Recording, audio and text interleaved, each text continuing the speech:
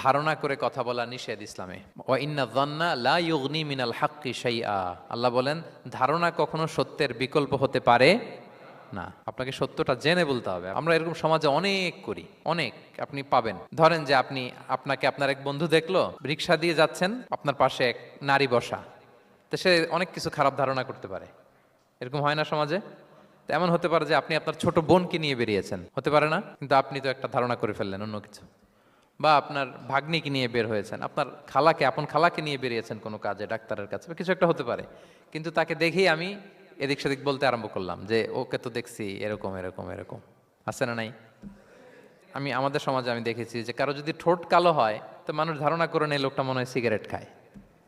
কিন্তু সিগারেট সেবন করা ছাড়াও কারো ঠোঁট কালো হতে পারে কি পারে না বলেন?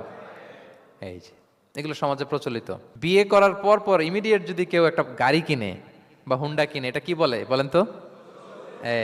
এই বোধহয় শ্বশুর বাড়ি থেকে যৌতুক নিয়ে আসছে। দেখছেন, এরকম ভুরি ভুরি আপনি সমাজে পাবেন। আন্দাজে ধারণার উপরে আমরা অনেক কথা বলে ফেলি, কিন্তু নিশ্চিত না হয়ে আপনি কোনো কমেন্টসে যেতে পারবেন না, এটা একেবারে নিষেধ।